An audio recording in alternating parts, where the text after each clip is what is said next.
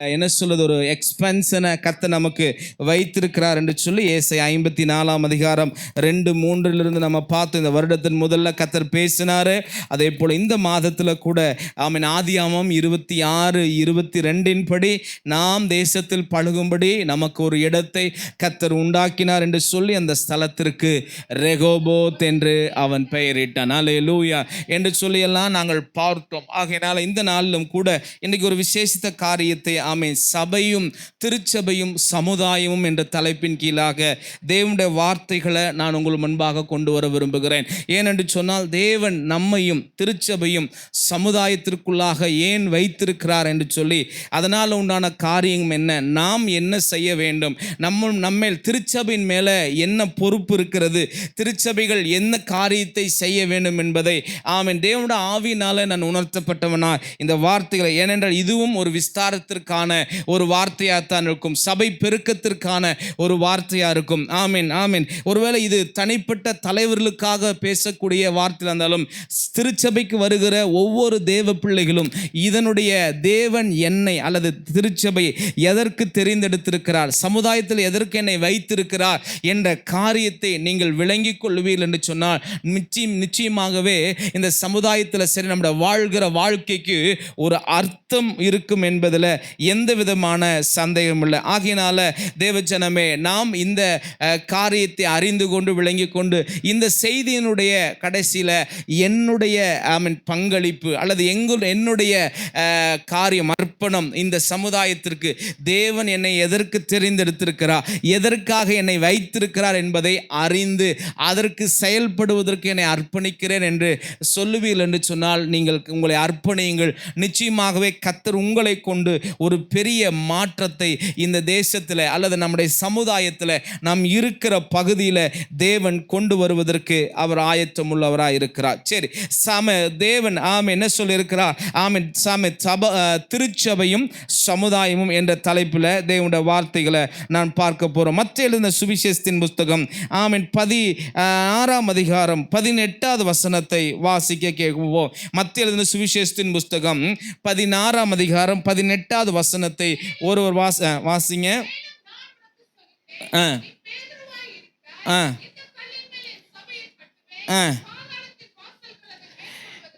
நீ பேதுருவாய் இருக்கிறார், நான் உனக்கு சொல்லுகிறேன், நீ பேதுருவாய் இருக்கிறார், இந்த கல்லின் மேல் என் சபையை கட்டுவேன், பாதாளத்தின் வாசல்கள் சபையை மேற்கொள்ளக்கூடாது. ஆண்டவர் இந்த வெளிப்பாடை பெற்ற ஆண்டவர் இன்னைக்கு சீசர்களோடு கூட பேசி கொண்டிருக்கும் போது எல்லாரும் என்னென்னவோ சொல்றாங்கப்பா. சிலர் எலியான்னு சொல்றாங்க, சிலர் வேறு சிலர் எரேமியான்னு சொல்றாங்க, சிலர் யோவான் ஸ்நானகன் என்று சொல்றாங்க. 14 வசனம். எல்லாம் சொல்றாங்க. ஆனா நீங்க என்னோட இருக்கிறீங்களா, 12 பேர் என்னோடு கூட இருக்கிறீங்களா, நீங்க என்ன குறிச்சு என்ன சொல்றீங்க அப்படின்னு சொல்லும்போது எல்லாத்துக்கும் முந்திரி கொட்டையாய் பேசுகிற பேதுரு, அவனுக்கு என்ன வெளிப்பாடுன்னு தெரியல. அவன் பாருங்க 16 வசனத்துல சொல்லுகிறான், சீமோன் பேதுரு, வாசிங்க சிஸ்டர், பிரதியுத்தரமாக நீ ஜீவனுள்ள தேவனுடைய குமாரனாகிய கிறிஸ்து என்றான். அதற்கு இயேசு அவனை பார்த்து சொல்றாரு, சொல்லுங்க. இயேசு அவனை நோக்கி, யோனாவின் குமாரனாகிய சீமோனே,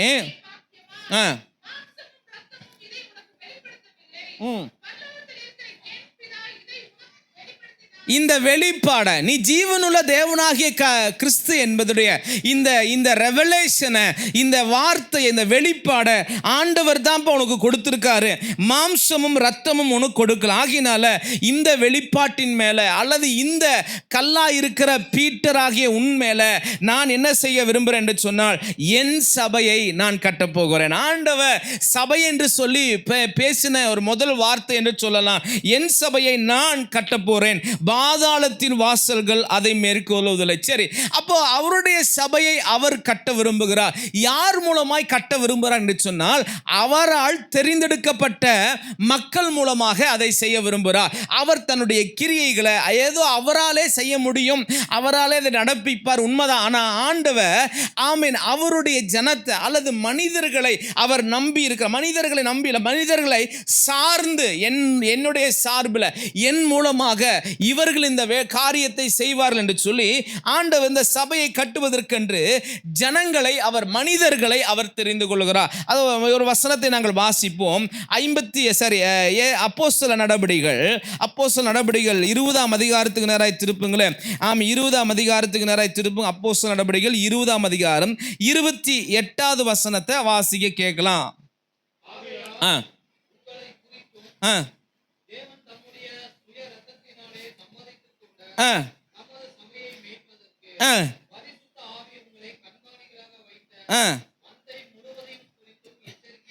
அப்போஸ்தலனாகிய பவுல் சொல்லுகிறான், ஆகையால் உங்களை குறித்தும் தேவன் தம்முடைய சுய இரத்தத்தினாலே சம்பாதித்த, எல்லாம் என்ன சொல்லுங்க, என் சபையை நான் கட்டுவேன் ஆண்டவர் சொன்னாரே, அந்த சபையை கட்டும்படியாய் தேவன் விரும்புகிறார். அதை எப்படியாய் கட்டினார் என்று சொன்னால் தன்னுடைய சுய ரத்தத்தினாலே. என்னைக்கு தேவனுடைய இயேசுவின் ரத்தம் இந்த உலகத்தில் சிந்தப்பட்ட மனுக்குலத்தில் பாவ சாபங்கள் ரோகங்களுக்காக சிந்தப்பட்டதோ அதன் மூலமாக அவர் எதை ஸ்தாபிக்க விரும்ப, எதை செய்ய விரும்ப என்று சொன்னால் அவர் மதத்தை அல்ல, அல்லது அவர் வேற காரியத்தை அல்ல, சபையை அவர் சம்பாதித்து கொண்டார். அதன் மூலமாய் சபையை அவர் கட்டினார். சபை மேய்ப்பதற்கு பரிசுத்த ஆவி உங்களை கண்காணிகளாக, பரிசுத்த ஆவியானவர் உங்களை மெய்ப்பர்களாக, பரிசுத்த ஆவியானவர் உங்களை தெரிந்து கொண்டவர்களாக ஏற்படுத்தி இருக்கிறார். அப்போ தேவனால் கட்டப்படுகிற சபை, என் சபை நான் கட்டுவேன் என்று சொன்னால் அந்த சபையை நடத்துவதற்கு, அந்த சபையை செயலாற்றுவதற்கு, அது ஃபங்க்ஷன் உள்ளதாய் மாற்றுவதற்கு அவர் யாரை தெரிந்து கொள்கிறார் என்று சொன்னால் மனிதர்களை அவர் தெரிந்து கொள்கிறார், ஜனக்கூட்டங்களை தெரிந்து கொள்கிறார். சரி, இப்போ இந்த சபையினுடைய வேலை தான் என்னப்பா, இந்த சபையினுடைய காரியங்கள் தான் என்ன அப்படின்னா, இந்த சபைக்கு ஒரு விசேஷமான ஒரு பொறுப்பு உண்டு. ஏனென்று சொன்னால் இந்த சமுதாயத்தில் ஏன் சபையை வைத்திருக்க என்று சொன்னால் இன்றைக்கு நாம் காண்கிற இந்த சமுதாயம் எப்படிப்பட்ட சமுதாயமாக இருக்கிறது. உலகளாவிய நம்முடைய இந்திய தேசத்தில் மாத்திரமல்ல, நம்முடைய தமிழ்நாட்டில் மாத்திரமல்ல, அல்லது மேற்பாளையம் மாத்திரமல்ல, உலகளாவிய ஒரு 5 சபை சமுதாயத்தில் ஒரு சரியான ஃபங்க்ஷன் இல்லாதபடி, அல்லது சமுதாயம் இன்னைக்கு எப்படிப்பட்டதா ஒரு 5 ராட்சதர்களை கொண்டிருக்கிறது அப்படின்னு சொல்லி நம்ம பார்க்கிறோம். அப்போ சமுதாயத்தில் தான் ஜனங்க இருக்கிறாங்க. அப்ப தொலைந்து போனவர்கள், ஆண்டவரை அறியாத மக்கள், ஆண்டவரை தெரியாத மக்கள் சமுதாயத்தில் இருக்கிறாங்க. அப்ப இந்த தொலைந்து போன ஜனங்கள் சபைக்குள்ளாக வர வேண்டும் என்று சொன்னால் சபை என்ன செய்ய வேண்டும், என்ன இதற்கு சமுதாயத்திற்கு சபைக்கும் என்ன ஒரு தடை அப்படிங்கிறத ஒரு 5 ராட்சதர்கள் என்ன என்பதை நம்ம பார்க்க போறோம். வாசிக்கலாமா? ஒரு சில காரியத்தை உங்களுக்கு நான் சொல்ல விரும்புகிறேன், சொல்லிட்டு அதற்குண்டான வேத வசனங்கள்ல நான் சொல்ல விரும்புகிறேன். இன்னைக்கு இந்த சமுதாயத்திற்குள்ளாக, இந்த சமுதாயம் அல்ல சபையின் மூலமாய் சமுதாயம் சந்திக்கப்படுவதற்கு என்னையா காரணம், ஏன் சந்திக்க முடியல? What is the reason, what is the hindrance, what is the obstacles to the church could not reach society? சபையினால ஏன் சமுதாயத்தில் ஒரு பெரிய தாக்கத்தை ஏற்படுத்த முடியவில்லை? அதற்கு முன்பு ஒரு வசனத்தை வாசிக்கலாம். எல்லாருக்கும் தெரியும். ஆமென். அப்போஸ்தலர் 1:8, பரிசுத்த ஆவி உங்களிடத்தில் வரும்போது நீங்கள் பலனடைந்து எருசலேமிலே, யூதேயாவிலே, சமாரியாவிலே, பூமியின் கடைசி பரியந்தமும் ஃபர்ஸ்ட் நம்ம இருக்கிற இடத்திலிருந்து, நம்ம சமுதாயத்திலிருந்து, நம்முடைய பட்டணத்திலிருந்து, நம்முடைய மாவட்டத்திலிருந்து, மாநிலத்திலிருந்து, அது தேசம், அப்புறம் தேசங்கள், சமுதாயம், அப்புறம் பாருங்க பட்டணம், அப்புறம் மாவட்டம், அப்புறம் மாநிலம், தேசம், அப்புறம் உலகம். இப்படிப்பட்ட ஒரு சிந்தையோடு கூட சபை பிரயாணிக்கும் என்று சொன்னால், இப்படிப்பட்ட எண்ணத்தோடு கூட சபை இருக்கும் என்று சொன்னால் நிச்சயமாகவே கர்த்தர் ஒரு பெரிய தாக்கத்தை வரக்கூடிய நாட்களில் சபையின் மூலமாக அவர் கொடுக்க விரும்புகிறார். சரி, 5 ராட்சதர்கள் என்ன என்று சொல்லி நாங்கள் பாருங்க. முதலாவது, இன்று தொலைந்து போன ஆடுகள் 5 உலக அளவிலான ராட்சதர்களோடு கூட அவர்கள் போராடி கொண்டிருக்கிறார்கள். ஸ்கிரீன் போடும்போது மாத்திரம் இது பண்ணுங்க, மீதி நேரம் ஸ்கிரீன் ஆஃப் பண்ணிருங்க. தொலைந்து போன மக்கள் உலகளாவிய 5 ராட்சதர்களோடு கூட போராடி கொண்டிருக்கிறாங்க. இந்த ராட்சதர்கள் என்ன செய்கிறான்னு சொன்னா சபையை அழிக்கிறாங்க, ஜனங்களை அழிக்கிறார்கள், ஜனங்களுடைய வாழ்வை சிதைக்கிறார்கள். There are 5 ராட்சதர்கள், 5 giants. They are destroying the people. They are stealing the life of people. 5 விதமான ராட்சதர்கள் ஆமென். இந்த உலகத்துள்ள மனிதர்களுடைய வாழ்க்கையை அவர் என்ன செய்கிறாங்கன்னா சிதைத்து அழிக்கிறார்கள். அது என்னென்ன என்பதை முதல்ல நான் பார்க்க போறோம். அடுத்து போடுங்க, நான் சொல்லி முடிச்சுன்னு போடுங்க. ஃபர்ஸ்ட் அதுல ஆவிக்குரிய குருட்டாட்டம் முதலாவது எழுதி கொள்ளுங்க. ஏன் இன்னைக்கு இந்த சபையை ஆமென் இன்னைக்கு சமுதாயத்தில் ஒரு பெரிய தாக்கத்தை என்ன 5 விதமான ராட்சதர்கள் இன்னைக்கு சமுதாயத்தில் போராடி கொண்டிருக்குது. நான் சமுதாயம் சொல்லும் பொழுது அது உலகளாவிய பிரச்சனை. நான் இப்ப பேசி கொண்டிருக்கிறது ஆமென். கடைசியில் போட்டுக்கலாம்னு சொன்னேன். இது இப்போ வேண்டாம், நான் சொன்னதுக்கு அப்புறம் போடுங்க. ஃபர்ஸ்ட் ஆவிக்குரிய குருட்டாட்டம். ஆவிக்குரிய குருட்டாட்டத்தில் இன்னைக்கு சமுதாய மக்கள் எப்படியா இருக்காங்களா? எப்படிப்பட்டவங்களா இருக்காங்க? எப்படியா இருக்காங்க? நம்ம அடிக்கடி நம்ம ஜெபம் ஆண்டவரே அவர்கள் உண்மை அறிந்து கொள்ளும்படி அவங்களோட கண்கள் எல்லாம் என்ன தண்ணுங்க. அப்போ என்ன எப்படியா இருக்கிறாங்க என்று சொன்னால் அவர்கள் குருட்டாட்டத்தில் இருக்கிறார்கள். இன்னொன்று சொன்னால் இருளில் வாழ்கிறார்கள்.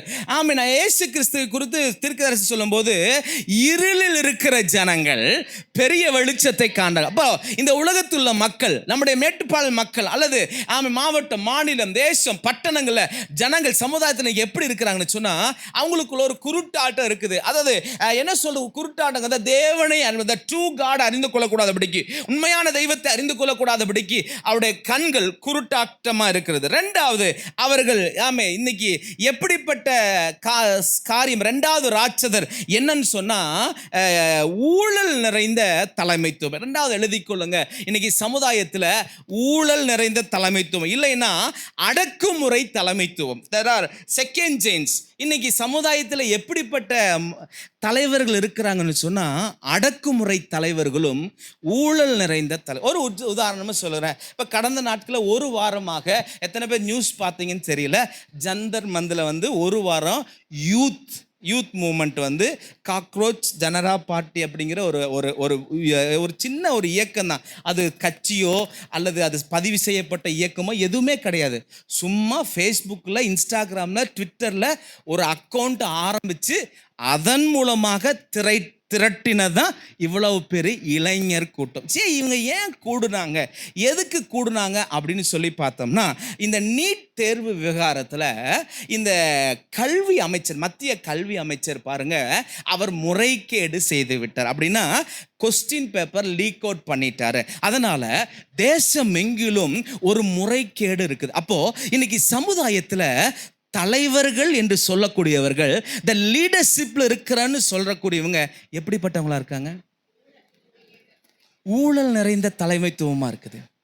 இன்னொன்று ஒரு பக்கம் போனா அடக்குமுறை தலைமைத்துவத்தில் இருக்காங்க. they are controlling people's life. இன்னைக்கு இருக்கிற தலைவர்கள் எல்லாம் அவங்க வச்சது தான் சட்டம், அவங்க சொல்றதா நடக்கணும், அவங்க செய்யறதா காரியம் என்பதை இன்னைக்கு ஜனங்களை தங்களுடைய வாழ்க்கையில் என்ன பண்ணிருக்காங்க, தங்களுடைய செயல்கள் மூலமாக அவர்களை அடிமைப்படுத்தி வைத்திருக்கிறார்கள்.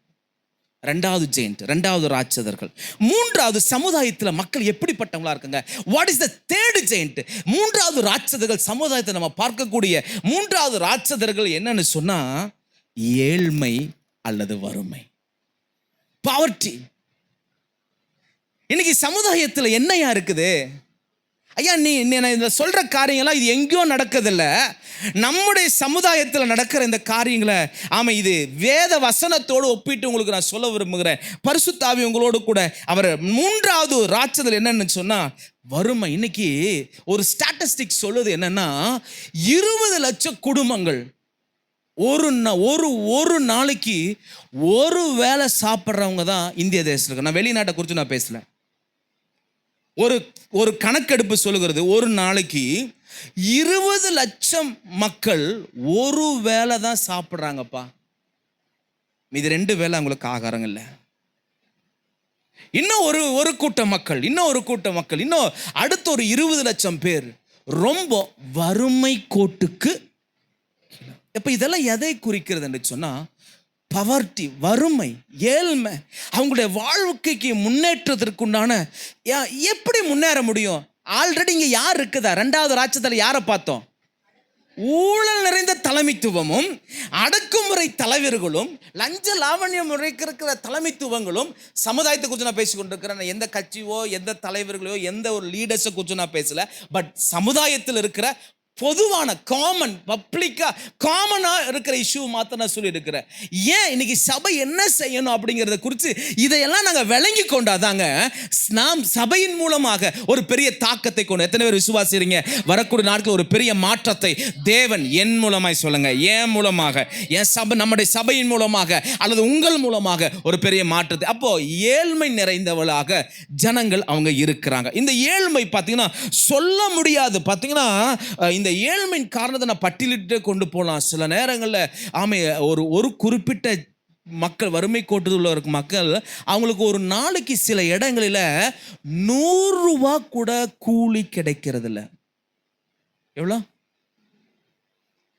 நான் ஒடிசா போயிருந்த போது எனக்கு ஒரு பெரிய ஷாக்கிங் நியூஸ் என்னென்னா, அங்கே இருக்கிற இந்த கட்டடம் கட்டுறவங்க, இங்கே எல்லாம் கட்டடம் கட்டுறவங்க எவ்வளோ வாங்குறாங்க ஒரு நாளைக்கு? 1000, 1100, 200 அது வாங்குறாங்க. ஆனால் அங்கே இருக்கிறவங்க 350 ரூபா 300 ரூபா வாங்குறாங்க. நான் பவர்ட்டி குறித்து பேசிகிட்டு இருக்கிறேன், ஏழ்மை குறித்து பேசிகிட்டு இருக்கிறேன். இன்னும் நம்முடைய தேசத்தில் அப்படிப்பட்டவங்க, இன்னும் சரியான சாலை வசதிகள் இல்லாத கிராமங்கள் உண்டு.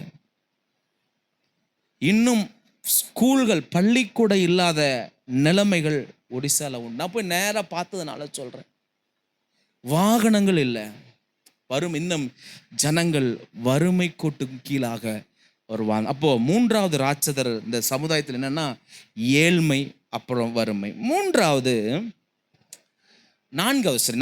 ராட்சதர் என்னென்னா வியாதிகள் அல்லது நோய்கள். பெரிய இன்னைக்கு சமுதாயத்தில் மக்கள் பட்டுக்கொண்டிருக்கிற ஒரு பெரிய third issue the society facing right now அல்ல அட் ப்ரெசன்ட் சுச்சுவேஷன் என்னன்னா த சிக்னஸஸ், வியாதிகள் அல்லது நோய்கள் வியாதிகள் சொல்லும்போது இதெல்லாம் நம்மளால் பட்டியலிட முடியாது.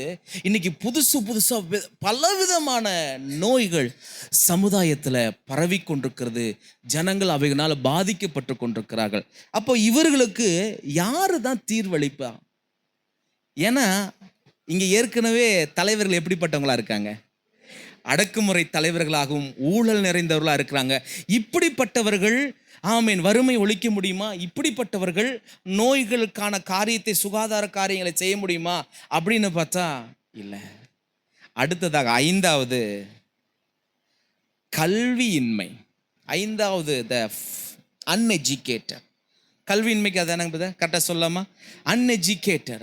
சரியான கல்வியின்மை இன்றைக்கு சமுதாயத்தில் சரிவர ஆண்டோட கிருபையில் நம்முடைய தமிழ்நாட்டுக்காக கர்த்தரை ஸ்தோத்திரம் பண்ணணும். ஒரு அல்லேலூயா சொல்லுங்களேன். அல்லேலூயா.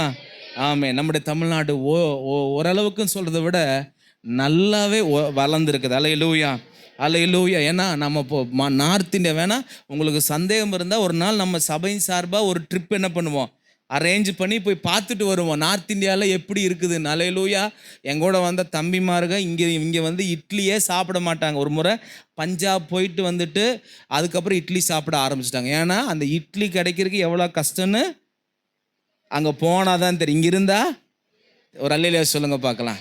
அல்லேலூயா. எவ்வளோ வறுமைன்னு நல்லா இருக்கும்போது தெரியும், இருக்கும்போது அருமை தெரியாது. இருக்கும்போது இருக்கிறவங்களுடைய அருமை என்ன பண்ணாதான் தெரியாது. இருக்கும்போது சாப்பாட்டுடைய அருமை என்ன பண்ணாது தெரியாது. அல்லேலூயா.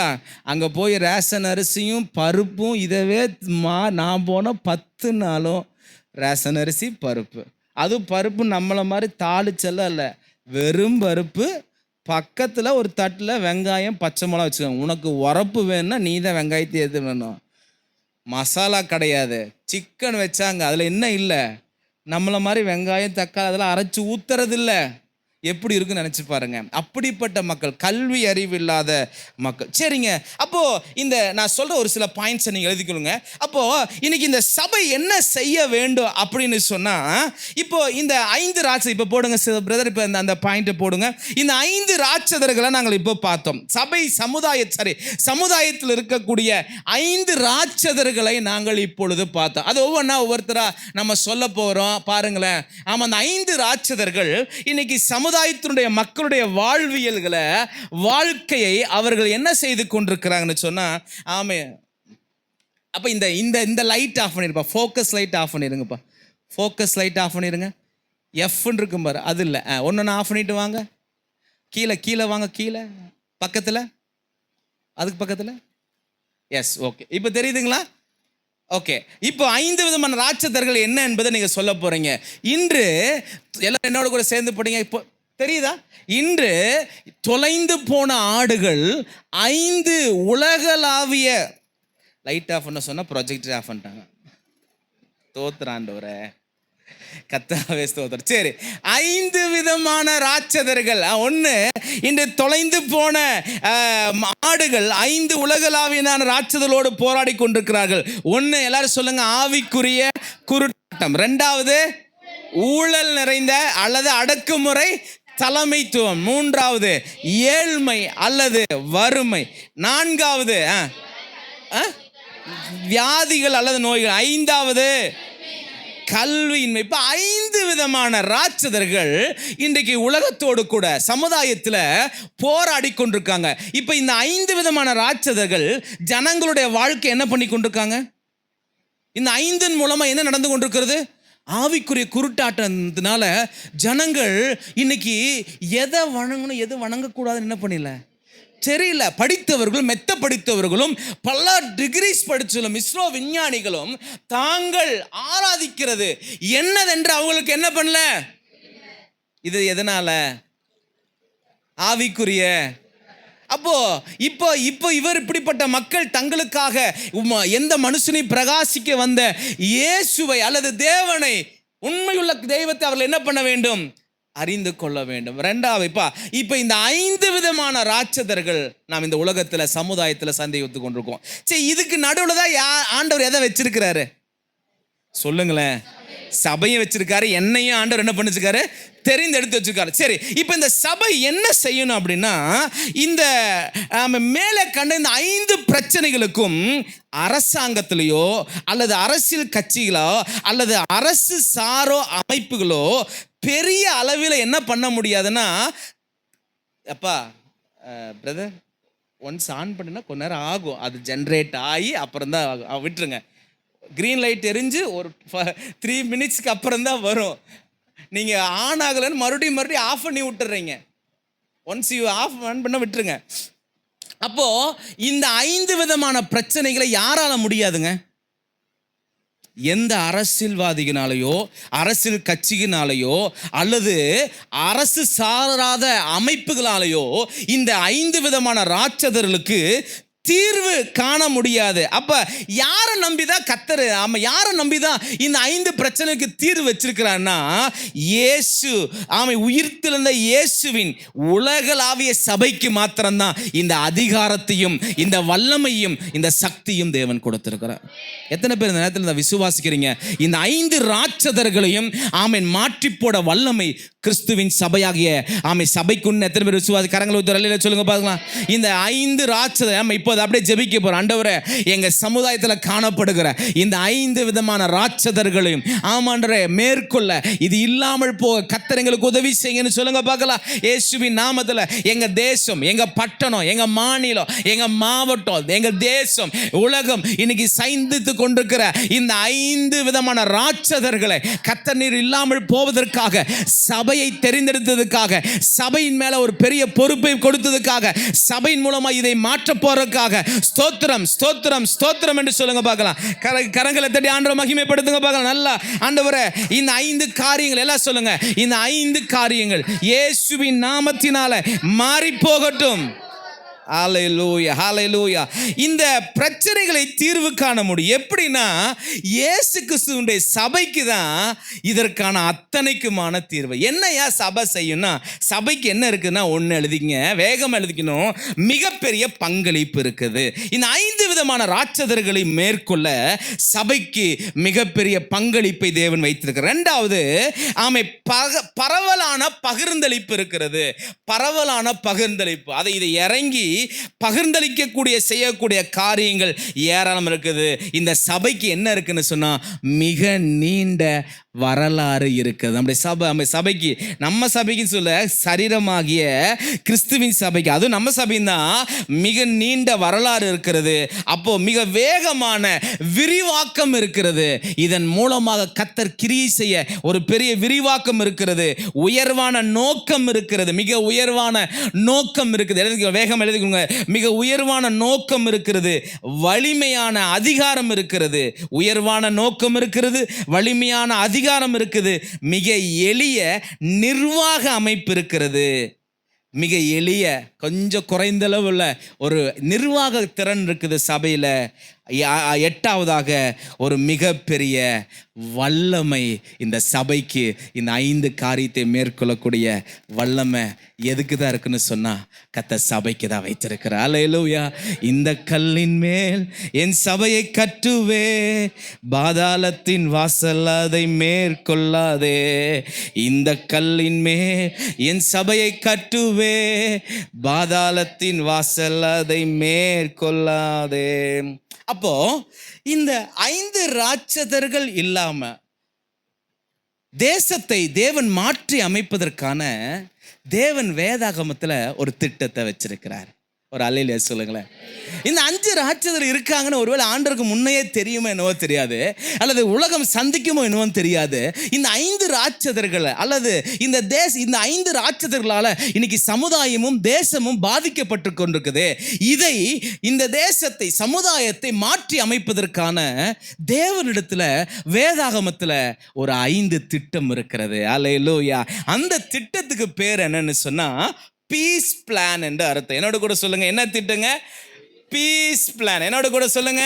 இந்த 5 விதமான காரியத்தை போக்குவதற்கு வேதாகமத்தில் இயேசு சொன்ன ஒரு காரியத்தில் பீஸ் திட்டம், பீஸ் பிளான். என்னோட கூட சொல்லுங்க, பீஸ் பிளான். இல்லாத சமாதான திட்டம். தமிழில் சொல்லணும்னா சமாதான திட்டம், இல்லைன்னா பீஸ் பிளான். இந்த பீஸ் பிளான்ல என்ன செய்யணும் அப்படின்னு சொன்னா சுருக்கமாக சொல்லி அதனுடைய விரிவாக்கத்தில் ஒரு சில வசனத்தோடு கூட நாங்கள் பார்க்க போறோம். ஒன்று, இந்த ஆவிக்குரிய குருட்டாட்டத்தை போக்கக்கூடிய ஆரோக்கியமான சபைகளை ஸ்தாபிக்கணும் அல்லது நிறுவனம். எழுதிக்கொள்ளுங்க. இந்த ஆவிக்குரிய குருட்டாட்டத்தை போக்க சபை என்ன செய்யணும்னா ஆவிக்குரிய குருட்டாட்டத்தை போக்கக்கூடிய ஆரோக்கியமான சபைகளை நிறுவ வேண்டும் அல்லது ஸ்தாபிக்க வேண்டும். எடுத்துக்கொள்ளுங்க 2 கொரிந்தியரின் புஸ்தகம் 4ஆம் அதிகாரம் 3, 4, 5 வசனங்கள். வேகமா 2 கொரிந்தியரின் புஸ்தகம் 3ஆம் அதிகாரம் 2 கொரிந்தியரின் புஸ்தகம் 4ஆம் அதிகாரம் 2 கொரிந்தியரின் புஸ்தகம் 4ஆம் அதிகாரம் 3லிருந்து 6 வரைக்கும் உள்ள வசனம். யார்? எங்கள் சுவிசேஷம் மறைப்பொருளா இருந்தால் கெட்டு போகிறவர்களுக்கு அது மறைப்பொருளா இருக்கும். தேவனுடைய சாயலா இருக்கிற கிறிஸ்துவின் மகிமையான சுவிசேஷத்தின் ஒளி அவிசுவாசிகளாகிய சமுதாயத்தில் வெளியிருக்கிற ஜனங்களுக்கு, அவங்களுக்கு ஒளி கொடுக்க கூடாதபடிக்கு, பிரகாசம் அடையக்கூடாதபடிக்கு இப்பிரபஞ்சத்தின் தேவனானவன் இப்ப அவருடைய மனசை என்ன பண்ணியிருக்கான்? பிசாசு முதல் ராட்சதம் என்ன? ஆவிக்குரிய குருட்டாட்டத்தை குறித்து நீ படிப்பா, எல்லாம் செய்ய, எல்லாமே இருக்கு, அறிவு, ஞானத்து இருக்கு. ஆனா இதை அறிந்து கொள்ளக்கூடிய அந்த கண் உனக்கு திறக்கப்படாம நீ என்ன தான் இருப்ப? குருட்டாட்டத்தில் தான் இருப்ப. அப்ப இந்த ஆவிக்குரிய குருட்டாட்டத்தை போக்குவதற்கு தேவன் ஆரோக்கியமுள்ள சபைகளை அவர் எழுப்புகிறார். அல்லேலூயா. இன்னைக்கு நினைச்சு பாருங்க, இன்னைக்கு சபை தன்னுடைய கடமையை சமுதாயத்தில் செய்யுதா? சபை பெருகி இருக்குது. இன்னைக்கு ஆரோக்கியமான சபைகள் வளர்ந்துருக்குதா அப்படின்னு பார்த்தா ஒரு பெரிய கேள்வி. சரி, 2வது ஒரு வசனம் ரோமருக்கு எழுதின நிருபம் 10ஆம் அதிகாரம். சரி, 6 வசனத்தை வாசிருங்க. 5, 6 வாசிருங்க. 2 கொரிந்தியர் 3ஆம் அதிகாரம் 5, 6 கம்ப்ளீட் பண்ண, அந்த வசனத்தை கம்ப்ளீட் பண்ணிருங்க. நாங்கள் எங்களை பிரசங்கியாமல் கிறிஸ்துவை கர்த்தர் என்றும் எங்களையோ இயேசுவின் ஊழியக்காரன் நிமித்தம் உங்கள் ஊழியக்காரன் என்று பிரசங்கிக்கிறோம். 6வது, இருளிலிருந்து வெளிச்சத்தை பிரகாசிக்க சொன்ன இயேசு முகத்தில் உள்ள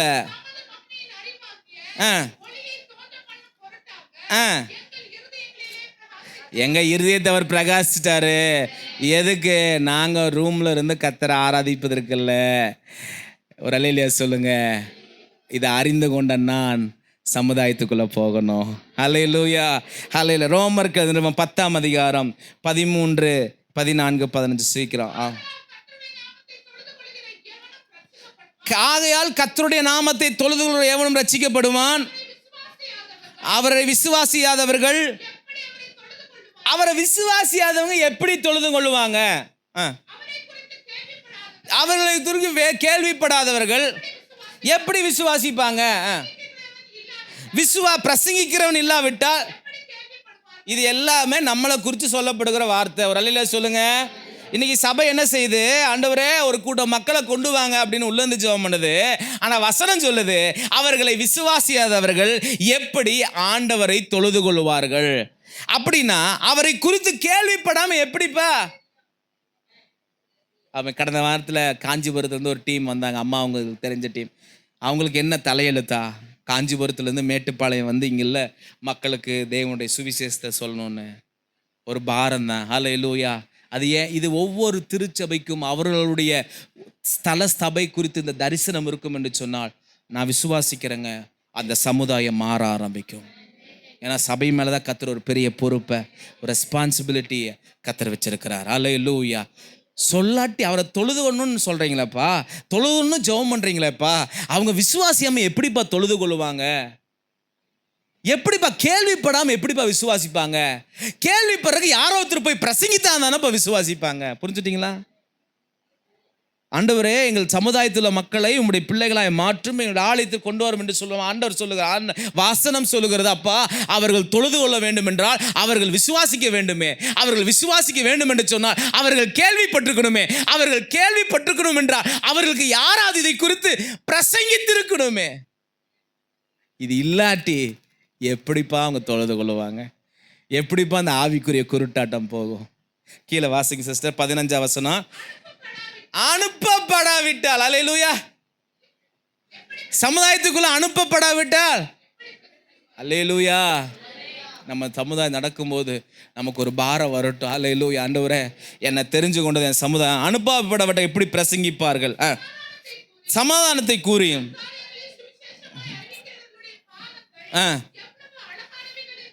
எவ்வளவு அழகானவில் என்று எழுதியிருக்கிறது போதுங்க. அதனால்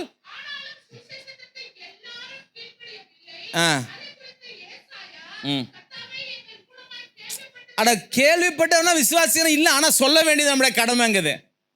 கேள்விப்பட்டவங்கள விசுவாசித்தாங்களா? எல்லாரும் வச்சுட்டாங்களா? இல்லை. But our duty is to spread the gospel. Our duty is tell the Christ. நாம் தேவனை குறித்து சொல்ல வேண்டியதனுடைய, ஏனென்றால் அவருடைய ஆவிக்குரிய குருட்டாட்டம் அப்போது இந்த ஆவிக்குரிய குருட்டாட்டம் போனோன்னா ஆரோக்கியமுள்ள சபைகள் அந்தந்த சமுதாயத்தில் ஸ்தாபிக்கப்படும். பீஸுக்கு ஸ்டாண்ட் ஃபார் பீஸ்னுடைய முதல் அர்த்தம் என்னென்னா பிளான்டர் சர்ச். Planter search. ரெண்டாவது அப்படின்னா அதில் பார்த்தோம், சமுதாயத்தில் அடக்குமுறை தலைவர் இருக்கிறாங்க, ஊழல் நிறைந்த தலைவர் இருக்கிறாங்க. இவங்களை மாற்றுக்கு ரீப்ளேஸ் பண்ணுவதற்கு சபை என்ன செய்யணுமா? எழுதி கொள்ளுங்க, சேவை செய்யும் மனப்பான்மையுள்ள தலைவர்களை, ஜனங்களுக்காக அர்ப்பணித்த தலைவர்கள் எழும்பணும். சபை என்ன டியூட்டி? சபைக்கு காஸ்பல் அறிவிக்கிறது மாத்திரல்ல பிரதர். இப்போ அடுத்த ஸ்லைடு போடுங்க. இல்லை இது இல்லை இன்னொன்று இது ஃபஸ்ட்டு. நான் இந்த நம்பர்ஸ் இல்லாமல் ஒரு பிக்சர் அனுப்பிச்சிருப்பேன் பாருங்கள். நீங்கள் ஃபஸ்ட்டு போட்டீங்க, இதுக்கு முன்னாடி போட்டீங்க, நான் அது கூட அப்புறம் போடுங்கன்னு சொன்னேன். எஸ், இதான் பீஸ் திட்டம். தேவன் தேசத்தை மாற்றி அமைப்பதற்கு வேதாகம திட்டம் இருக்குது. ஒன்று, ஆவிக்குரிய குருட்டாட்டத்தை போக்க ஆரோக்கியமான திருச்சபைகளை என்ன பண்ணுமா? சபைகள் நிறுவ வேண்டும். ரெண்டாவது, சேவை செய்யும்படி, அதாவது தங்களுக்கு சேவை. ஏன்னா உலகத்தை எப்படியா இருக்கிறான்? உலகத்திலையும் எப்படியா இருக்கிறான்? அவனுக்கு சேவை செய்யறனா மாறுறான், அவனை இது பண்ணும்படியா இருக்கிறான். ஆனா சபை என்ன செய்யணுமா? ஜனங்களுக்கு சேவை செய்யும்படி, ஜனங்களுக்காக அர்ப்பணித்த தலைவர்களை சபை எழுப்ப வேண்டும். ஒரு அல்லேலூயா சொல்லுங்களேன், ஒரு அல்லேலூயா சொல்லுங்களேன். சேவை மனப்பான்மையுள்ள தலைவர்களை உருவாக்க வேண்டும். சபை என்ன செய்யணுமா? சர்வன்ட்ஹுட் லீடர்ஷிப்பை ரைஸ் பண்ணணும் அல்லது உருவாக்க வேண்டும். ஆமாம், சில வசனங்களை எழுதிக் கொள்ளுங்க. நீதிமொழிகள் 11ஆம் அதிகாரம் 14 வசனம். சீக்கிரம் நேரம் போயிட்டே இருக்கு. நீதிமொழிகள் 11ஆம் அதிகாரம் 14 வசனத்தை வாசிங்க வேகமா. நீதிமொழிகள் 11ஆம் அதிகாரம் 14 வசனம்.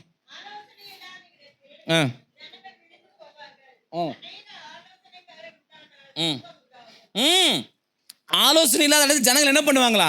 ஆகையினால ரைஸ் த லீடர்ஸ், ஆங்கிலத்தில் லீடர்ஸ் என்ற வார்த்தை போடப்பட்டிருக்கிறது என்று. ஆமாம், ஒரு ஸ்டான்சஸ் லீடர்ஸ் என்ற வார்த்தை போடப்பட்டிருக்குது.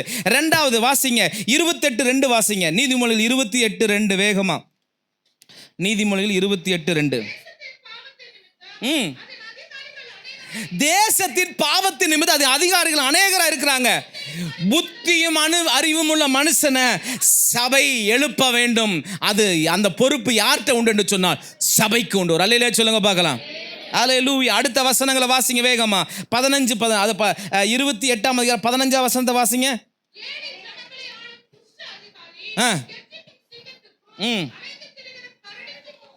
இப்படி இருக்கிற அடைக்குமுறை தலைவர்களும், நான் போன வாரம் இந்த உபவாச ஜபத்தில் ஒரு சில காரியத்தை நினச்சேன். எங்களால் கண்ணீர் என்ன சொல்ல, என்னால் அழுகையை கண்ட்ரோல் பண்ண முடியல. ஆண்டவரே, இன்றைக்கி ஏன் அந்த வாலிப பிள்ளைகள், வாலிப தம்பி தங்கச்சி எல்லாம் போய் அந்த ஜந்தர் மந்தில் ஏன் போராட்டம் நட, அவங்களுக்கு என்ன தலையெழுத்தா? ஏன்னு சொன்னால் இன்றைக்கி தேசம் அடக்குமுறை தலைவர்களாலும் ஊழல் நிறைந்த தலைவர்களாலும் நிறைந்திருக்கிறபடினால இன்றைக்கி அதில் ஒரு பிள்ளை தன்னுடைய உயிரையே கொடுத்துட்டா. இது எதனாலன்னு சொன்னால், இன்னைக்கு சமுதாயத்தில் இந்த 2வது ராட்சதர்கள் இருக்கிறதுனால சமுதாயத்தின் மக்கள் தங்கள் வாழ்க்கையை சிதைந்து கொண்டிருக்கிறது, சீரழிந்து கொண்டிருக்கிறது. வாழ்க்கையை வாழ்வை அவர்கள் கெடுத்து கொண்டிருக்கிறார்கள். அப்போ சேவை மனப்பான்மையுள்ள தலைவர்களை யாரு தாங்க உருவாக்குவா? யாரு தாங்க உருவாக்கணும்? இது எந்த கட்சிக்கோ அரசியல் இல்லைங்க, சபை தாங்க செய்யணும். சபை தான் ரைஸ் த சர்வன்ஹுட் லீடர்ஷிப், சேவை மிகுந்த தலைவர். 16ஆம் வசனத்தை வாசிங்க. பிரபு புத்தினா இருந்தால் வாசிங்க. இப்போ வாசிங்க. பிரபு புத்தி கெட்ட, இப்படி வாசிங்க. பிரபு புத்தி கெட்டவனா இருந்தா அவன் செய்யும் இடுக்கன் எப்படியா இருக்குமா? மிகுதி. பொருளாசை வெறுக்கிறவன் தீர்க்காசு. அப்போ சபை இன்னைக்கு பிரபு புத்தின்னா இருந்தால் அவன் செய்கிற இடுக்கன்னு எப்படியா இருக்குமா? அது யாராக இருந்தாலும் சரி, எந்த கட்சியாக இருந்தாலும் சரி, அவன் புத்தி இல்லாமல் இருந்தால் அவன் பண்ணுறது எல்லாமே அட்டகாசமாக தான் இருக்கும். ஆமேனே வரலையே. அல்லேலூயா. பிரபுக்களை, நான் ராஜாக்களை குறித்து பேசிகிட்டு இருக்கிறேன், தலைவர்களை குறித்து பேசி, அவன் புத்தி கெட்டவனாக இருந்தால் ஜனங்கள் எப்படி தான் இருப்பாங்க? இடுக்கன் அதிகமாக இருக்கும். வேகமாக நான் போகிறேன். அடுத்ததாக 29ஆம் அதிகாரம் 4 வசனம். நீதிமொழி 29:4. ஒரு அல்லேலூயா சொல்லுங்க. உண்மையுள்ள ராஜா என்னங்க செய்யறான்? சேவை மனப்பான்மை உள்ள தலைவர்களை எழுப்பும் போது என்னங்க நடக்குது அப்படின்னு சொன்னா, நியாயத்தினால் ராஜா தேசத்தை நிலைநிறுத்துறா. நியாயமா சாலமோன் நீதி கொடுத்தபடினாலதான் சேபா நாட்டு ஸ்திரீ வெள்ளியும் பொன்னையும் எல்லாத்தையும் தூக்கிட்டு எங்க ஓடினாலாம்? சாலமோன் ராஜாட்ட ஓடினாலா? அல்லேலூயா. ஒரு அல்லேலூயா சொல்லுங்களேன். ஒரு அல்லேலூயா சொல்லுங்களேன். அல்லேலூயா. அல்லேலூயா. ஆமே, கர்த்தர் உங்களை ஆசீர்வதிப்பார். அடுத்ததாக வாசிங்களே. ஆமே, 16ஆம் வசனம் 29:16.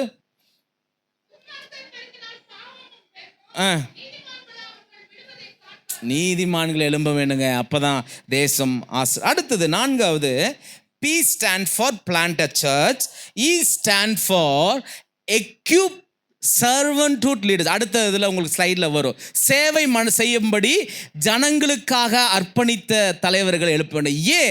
Assisting the poor. அசிஸ்ட் அப்படி என்றால் வறுமையில் வாடும் ஏழை மக்களுக்கு நிரந்தரமான தீர்வளித்து அவர்களுக்கு உதவ வேண்டும். சபை என்ன செய்யணும்னா, சபை என்ன செய்யணும்? என்னோட கூட சொல்லுங்களேன். ஏழையில் வாடும் ஏழைகளுக்கு, வறுமையில் வாடும் ஏழைகளுக்கு நிரந்தரமான தீர்வளித்து அவர்களுக்கு ஹெல்ப் பண்ண உதவ வேண்டும். வசனத்தை வாசிங்க. நீதிமொழியில் 29:7 வாசிங்க. ஒரு அல்லேலூயா சொல்லுங்களேன். அல்லேலூயா. நான் சரியான லீடர்ஸ் எழுப்புனாதான் நீதிமான் ஏழைகளின் நியாயத்தை விசாரிக்கிற கவனிக்கிறானா? தேசத்தில் நல்ல தலைவர்கள் எழும்பும்போது தான், சபையில் நல்ல தலைவர்கள் எழும்போது தான் ஏழைகள் மேலே கரிசனை கொள்கிறார்கள். வாசிங்களேன். ஆமை 19 வசனம் 29-19. சரி 29-17. நீதிமொழிகள் 29. ஏழைக்கு இறங்குறவன் கர்த்தருக்கு கடன் கொடு. 29-17. நீதிமொழிகள் 29-17. சாரி மன்னிக்கும் 19-27. மன்னிக்கும், நான் தான் தப்பா சொல்றேன். சாரி 19-29 சொல்றேன். 19-17. 19-17. ஏழைக்கு இறங்குகிறவன். அப்போ ஏழைகளை நாம் விசாரித்து அவர்களுக்கு நிரந்தரமான தீர்வளித்து அதை யார் செய்யணும்? சபை செய்யணும். வாசிக்கலாமா? ஏசாயா 58 6 ஒவ்வொருத்தரும் ஒவ்வொரு வசந்த வேகமாக நேரம் போயிட்டு இருக்குது. கொஞ்சம் என்னோட கூட கோஆப்ரேட் பண்ணுங்க. 58 6, 7, 8 வசனங்களை வேகமாக வாசிங்க. ஏசாயா 58. அக்கிரமத்தின் கட்டுகளை அவிழ்க்கிறதும் நுகத்தடின் பிணையல்களை நெருக்கப்பட்டிருக்கிறவங்களை விடுதலை ஆக்கிறதும்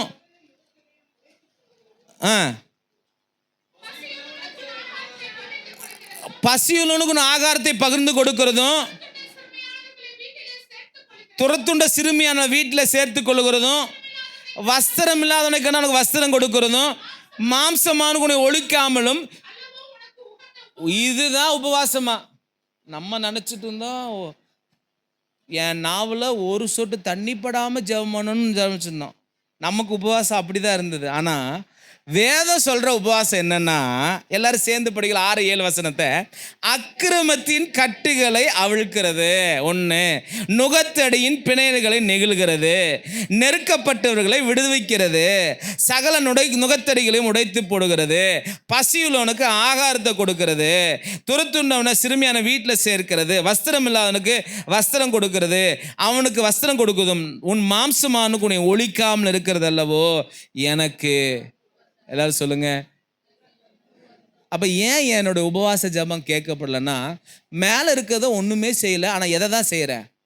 உபவாசம் மாத்திரம் செய்கிறேன். ஒரு அல்ல சொல்லுங்க. நம்ம ஆண்டவர் உபவாசத்தினால மதிமயங்கிறவர் அல்ல. என்ன மறைச்சு பார்க்குறீங்க? பக்கத்தில் பார்த்து சொல்லுங்க, ஆண்டவர் உங்களாலேயும் உன்னோட உபவாசத்தினாலையும் ஏன் உபவாசத்தினால அவர் என்ன பண்ண மாட்டார்?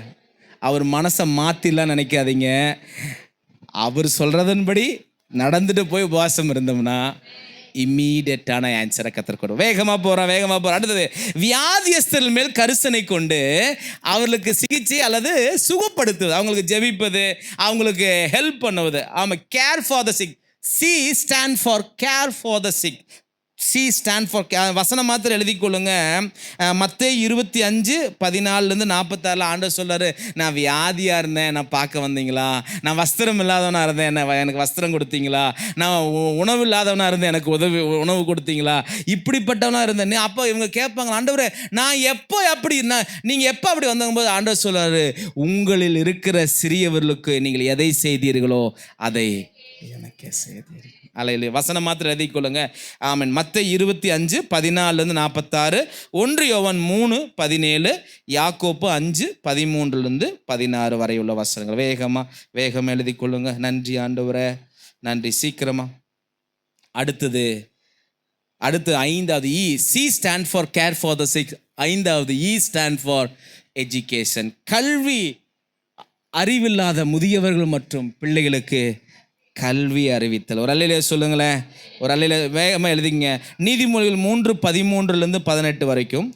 நீதிமொழி 27 4:1-8 வரைக்கும். நீதிமொழி 22:6, 2 தீமோத்தேயு 2:2, மத்தேயு 19:13-15, மத்தேயு 13-15. ஹல்லேலூயா, ஹல்லேலூயா. ஏழைகளின் பலனே, எளியவரின் திடனே, ஏழைகளின் பலனே, எளியவரின் திடனே, புயல் காற்றிலே புகலிடமே, புயல் காற்றிலே என் புகலிடமே, கடும் வெயிலினிலே குளிர் நிழலே, கடும் வெயிலினிலே குளிர் நிழலே. சரி, வேகமா இந்த 5 ராட்சதலுக்கு எதிராக சபை செய்ய வேண்டிய கடமை, அதை மாத்திரம் போடுங்க பிரதர். அந்த பிக்சர் மாத்திரம் போடுங்க. எல்லாரும் வேகமாக சொல்லுங்க. ஆண்டவர் வேதாகமத்தில் என்ன திட்டத்தை வச்சிருக்கிறாரு? பீஸ் பிளானை வச்சிருக்கிறார். அந்த peace, first P for plant church, ஆவிக்குரிய ஆரோக்கியமுள்ள திருச்சபையை போக்க ஆரோக்கியமான திருச்சபையை உருவாக்கணுமா. 2வது, எக்யூப் த லீடர், சேவை செய்யும்படி ஜனங்களுக்காக அர்ப்பணித்த தலைவர்கள் எழும்பணும். 3வது, ஆமென், assist the poor, assisting the poor, வறுமையில் வாடும் ஏழைகளுக்கு நிரந்தர தீர்வளித்து அவர்களுக்கு உதவணும். Care for the sick. 4வது, வியாதியஸ்தர் மேல் கரிசனை கொண்டு அவர்களுக்கு சிகிச்சை அளிப்பது அல்லது அவர்களுக்கு ஜெபித்து குணப்படுத்துது. 5வது, கல்வி அறிவில்லாத முதியவர்களுக்கு ஏழைகளுக்கு, ஆமென், ஹல்லேலூயா ஹல்லேலூயா. முதல் வாரம் லீடர்ஸ் மீட்டிங்கில் இந்த 5 காரியத்தினுடைய விரிவாக்கத்தை லீடர்ஸ்க்கு நான் பேச போகிறேன். ஒரு அல்லேலூயா சொல்லுங்கள். ஊழியம் சரி, எல்லாருமே அந்த ஈடுபடணும். அடுத்த முதல் வாரம் ஆராதனை முடிஞ்சோன்னே இந்த 5 லீடர்ஸ் பிரதர் அடுத்த ஸ்லைடு போடுங்க. ஒரே ஒரு ஸ்லைடு மாத்திரம். அடுத்த ஸ்லைடு 1 இருக்கும் பாருங்க. பீஸ் பிளானுடைய 1வது ஸ்லைடு. நீங்கள் 2வது ஸ்லைடு போட்டீங்க. 1வது மேலே 1 இருக்கும். Peace plan, plant church. Yes, பாருங்க இந்த மாதிரி இது ஜூம் பண்ணுங்க.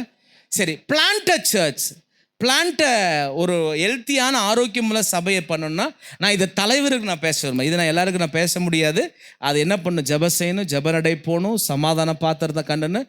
இது எல்லாமே நான் மனிதனுடைய மூளையிலேருந்து இல்லை, மனுஷ அறிவிலேருந்து இல்லை, எல்லாமே லூக்கா 13ஆம் அதிகாரம், லூக்கா 10ஆம் அதிகாரம் 1-13 வரை உள்ள வசனங்களில் எப்படி சிறு குழுவை அல்லது சபையை ஸ்தாபிக்கணும் இருக்கு. அடுத்த ஸ்லைட் போடுங்க பிரதர். அடுத்த ஸ்லைட். இதனுடைய விரிவாக்கத்தை நான் அடுத்த வாரத்தில் லீடர்ஸுக்கு நான் பேச விரும்புகிறேன். 2வது எக்யூப் சர்வன்ட்ஹுட் லீடர்ஷிப். எல்லாரும் படிங்க பார்க்கலாம். எக்யூப் சர்வன்ட்ஹுட் லீடர்ஷிப், சேவை மனப்பான்மையுள்ள தலைவர்களை உருவாக்குதல் எழுப்பணும். எல்லாரும் கண்களை மூடி, எல்லாரும் கண்களை மூடி.